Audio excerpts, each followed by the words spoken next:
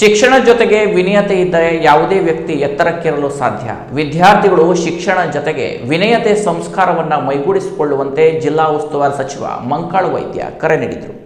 ಕುಮಟಾ ಪಟ್ಟಣದ ನೆಲ್ಲಿಕೇರಿ ಹನುಮಂತ ಬೆಣ್ಣೆ ಪದವಿ ಪೂರ್ವ ಕಾಲೇಜಿಗೆ 1.25 ಕೋಟಿ ರೂಪಾಯಿ ವೆಚ್ಚದಲ್ಲಿ ಮಂಜೂರಾದ 5 ಕೊಠಡಿಗಳು ಹಾಗೂ 2.74 ಕೋಟಿ ರೂಪಾಯಿ ವೆಚ್ಚದಲ್ಲಿ ನೆಲ್ಲಿಕೇರಿ ಕೆಪಿಎಸ್ ಸ್ಕೂಲ್ನ 15 ನೂತನ ಕಟ್ಟಡಗಳ ಸಂಕೀರ್ಣ ಉದ್ಘಾಟಿಸಿ ಮಾತನಾಡಿದ ಸಚಿವ ಮಂಕಾಳು ವೈದ್ಯರು, ಪ್ರತಿಯೊಬ್ಬರಿಗೂ ಗುಣಮಟ್ಟದ ಶಿಕ್ಷಣ ದೊರೆಯಬೇಕು. ಶಿಕ್ಷಣದಿಂದ ವಂಚಿತರಾಗಿ ತಮ್ಮ ಭವಿಷ್ಯವನ್ನ ಯಾರೂ ಹಾಳು ಮಾಡಿಕೊಳ್ಳಬಾರದು.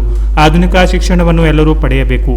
ರಾಜ್ಯದಲ್ಲಿಯೇ ಅತಿ ಹೆಚ್ಚು ವಿದ್ಯಾರ್ಥಿಗಳನ್ನು ಹೊಂದಿರುವ ಕುಮಟಾ ಕೆಪಿಎಸ್ ಶಾಲೆ ಹಾಗೂ ನೆಲ್ಲಿಕೇರಿ ಬೆಣ್ಣೆ ಸರ್ಕಾರಿ ಪದವಿ ಪೂರ್ವ ಕಾಲೇಜು ನಮಗೆಲ್ಲ ಹೆಮ್ಮೆ.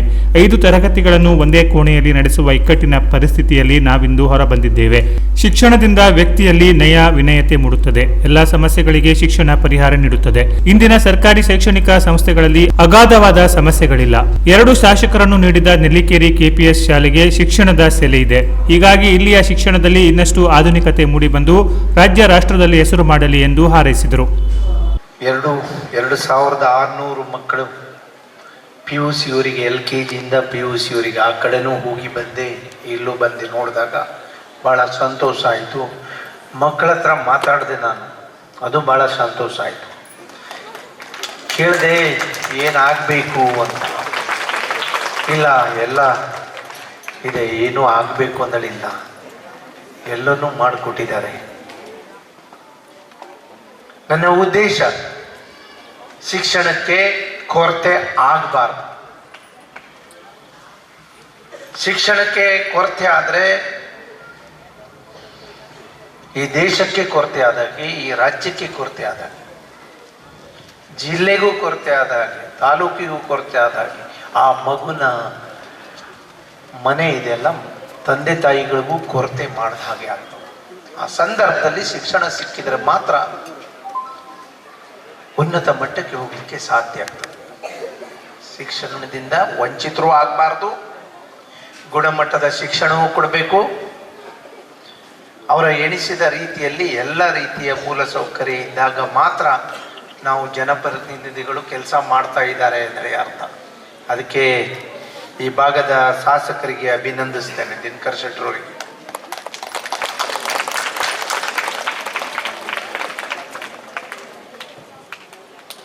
ಎಲ್ಲ ರೀತಿಯ ಮೂಲ ಸೌಕರ್ಯವನ್ನು ಮಾಡಿಕೊಟ್ಟಿದ್ದಾರೆ. ಹೆಚ್ಚು ಕಡಿಮೆ ಈ ರಾಜ್ಯದಲ್ಲೇ ಇಷ್ಟು 2600 ಮಕ್ಕಳಿರುವಂಥ KPSC ಸ್ಕೂಲ್ ಬೇರೆ ಯಾವುದೂ ಇಲ್ಲ ಅಂತೇಳಿ ಹೇಳಲಿಕ್ಕೆ ಇಷ್ಟಪಡ್ತೀನಿ.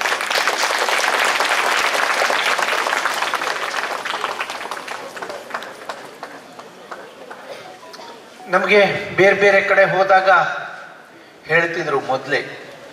ಈಗ ಇವತ್ತಿಲ್ಲಿ ಬಂದು ನನಗೆ ಸಂತೋಷ ಆಗಿದೆ. ಮಕ್ಕಳ ಹತ್ರ ಮಾತಾಡಿದಾಗ ಸಾರ್ಥಕ ಆಯಿತು ನಮ್ಮ ರಾಜಕೀಯ ಜೀವನ ಅಂದೇಳಿ ಅನ್ನಿಸ್ತು. ಮೊದಲೆಲ್ಲ ಹೋದಾಗ ನಮಗೆ 5 ಕ್ಲಾಸ್ ಮಕ್ಕಳು ಒಂದು ಕ್ಲಾಸ್ ರೂಮಲ್ಲಿ ಕಲಿಯುವಂಥ ವ್ಯವಸ್ಥೆ ಈ ಜಿಲ್ಲೆಯಲ್ಲಿ ಕೆಲವು ಕ್ಷೇತ್ರದಲ್ಲಿ ಇತ್ತು. ಈಗ ಅಂಥ ಪರಿಸ್ಥಿತಿ ಇಲ್ಲ.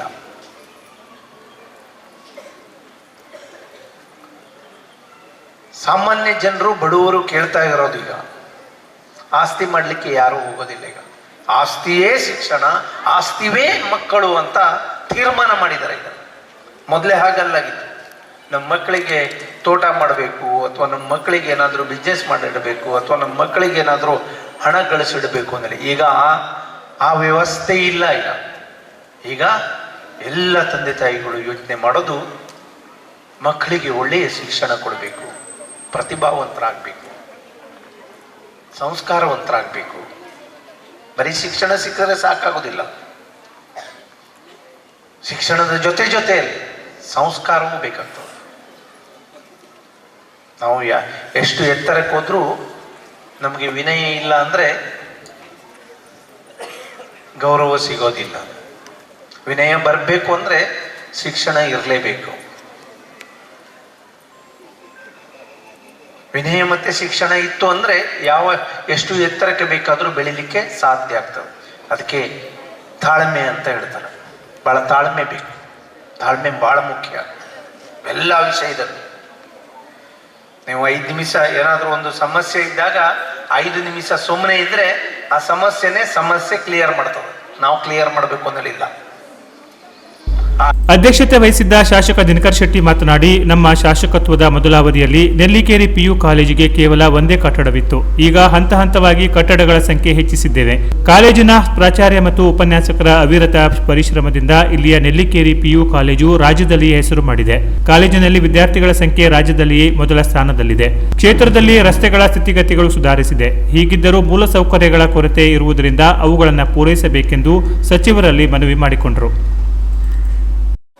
ಒಟ್ಟು ಇವತ್ತು 5 ಕಾರ್ಯಕ್ರಮ ಮಾನ್ಯ ಸಚಿವರು ಲೋಕಾರ್ಪಣೆಯನ್ನು ಮಾಡಿ ಬಂದಿದ್ದಾರೆ. ಮೊದಲನೇದು ನಾನು ಹೇಳಿದಾಗೆ ಹಳದಿಪುರದಲ್ಲಿ ಒಂದು ಪಂಚಾಯತದ ಕಟ್ಟಡ, ಅದು ನನ್ನ ಕ್ಷೇತ್ರದಲ್ಲೇ ಬರ್ತದೆ. ಎರಡನೇದು 2017-18ರಲ್ಲಿ ಅಂದಿನ ಶಾಸಕಿಯಾದಂಥ ಶಾರದಾ ಶೆಟ್ಟಿ ಅವರು ಶಂಕುಸ್ಥಾಪನೆಯನ್ನು ಮಾಡಿದಂಥ ಸುಮಾರು 23 ಕೋಟಿಯ ಬೊಗ್ರಿಬೈಲ್ ಕತಗಾಲದ ಸೇತುವೆಯನ್ನು ಲೋಕಾರ್ಪಣೆಯನ್ನು ಮಾಡಿ ಬಂದಿದ್ದೇವೆ. ಅದರ ನಂತರ PU ಕಾಲೇಜಿನ ವಿವೇಕ ಕೊಠಡಿ, ಅದರ ಉದ್ಘಾಟನೆ ಅಥವಾ ಲೋಕಾರ್ಪಣೆ ಕಾರ್ಯಕ್ರಮ ಮಾಡಿ ಬಂದಿದ್ದೇವೆ. ಇವತ್ತಿಲ್ಲಿ ನೆಲ್ಲಿಕೇರಿಯ KPS, ಇದರ ಜೊತೆಗೆ KPSಗೆ ಮೊನ್ನೆ ಅಷ್ಟೇ PM ಶ್ರೀ ಯೋಜನೆಯಲ್ಲಿ ಸಹ ಇದಕ್ಕೆ ಮಂಜೂರಿಯಾಗಿದೆ. ಈ ಒಂದು ಕಟ್ಟಡವನ್ನು ಸಹ ಮಾನ್ಯ ಸಚಿವರು ಲೋಕಾರ್ಪಣೆಯನ್ನು ಮಾಡಿದ್ದಾರೆ. ಕೊನೆಯದಾಗಿ IB ಒಂದು ಉದ್ಘಾಟನೆ ಇದೆ, ಅದರ ಉದ್ಘಾಟನೆ ಮಾಡಬೇಕಾಗಿದೆ. ಹೀಗಾಗಿ ಇವತ್ತು ಕಾರ್ಯಕ್ರಮದಲ್ಲಿ ಶಿಕ್ಷಣ ಇಲಾಖೆ ಉಪನಿರ್ದೇಶಕಿ Latha M Nayak, tahsildar Srikrishna Kamkar, BO Udaya Nayak, taluk panchayat EO RL Bhat, DIET ಪ್ರಾಚಾರ್ಯ NR ಹೆಗಡೆ, ಪ್ರೌಢಶಾಲಾ ಮುಖ್ಯೋಧ್ಯಾಪಕ TN ಗೌಡ, ಪ್ರಾಥಮಿಕ ಶಾಲಾ ಮುಖ್ಯೋಧ್ಯಾಪಕರಾದ ಶಾಂತಿ ಅಡಿಗುಂಡಿ, ಕಲ್ಪನಾ ವಾಗ್ಮೋರೆ ಇತರರು ಇದ್ದರು. ಬೆಣ್ಣೆ ಕಾಲೇಜು ಪ್ರಾಚಾರ್ಯ ಸತೀಶ್ ನಾಯಕ್ ಸ್ವಾಗತಿಸಿದರು. SDMC ಉಪಾಧ್ಯಕ್ಷ ನಿತ್ಯಾನಂದ ನಾಯಕ್ ಪ್ರಾಸ್ತಾವಿಕ ಮಾತನಾಡಿದರು. TN ಗೌಡ ವಂದಿಸಿದರು. ಸಭಾ ಕಾರ್ಯಕ್ರಮಕ್ಕೂ ಮುನ್ನ ಸಚಿವ ಮಂಕಾಳು ವೈದ್ಯರು ಬೆಣ್ಣೆ PU ಕಾಲೇಜಿಗೆ ಭೇಟಿ ನೀಡಿ ವಿವೇಕ ಕೊಠಡಿಯನ್ನು ಉದ್ಘಾಟಿಸಿದರು. ಬಳಿಕ ವಿದ್ಯಾರ್ಥಿಗಳೊಂದಿಗೆ ಮಾತನಾಡಿದ ಸಚಿವರು ಶಾಲಾ ಕಾಲೇಜುಗಳಲ್ಲಿನ ಸೌಲಭ್ಯಗಳ ಬಗ್ಗೆ ವಿಚಾರಿಸಿದರು. ಶಿಕ್ಷಣ ಮಟ್ಟದ ಬಗ್ಗೆಯೂ ವಿದ್ಯಾರ್ಥಿಗಳಿಂದಲೇ ತಿಳಿದುಕೊಂಡರು. ಜನಪ್ರತಿನಿಧಿಗಳಾದ ನಾವು ಜನರ ಸಮಸ್ಯೆ ನಿವಾರಿಸಲು ಇದ್ದೇವೆ.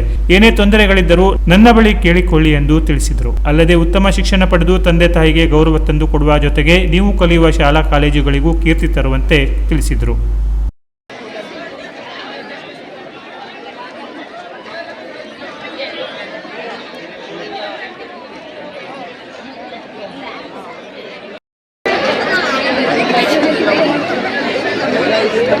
Hey, Dipo.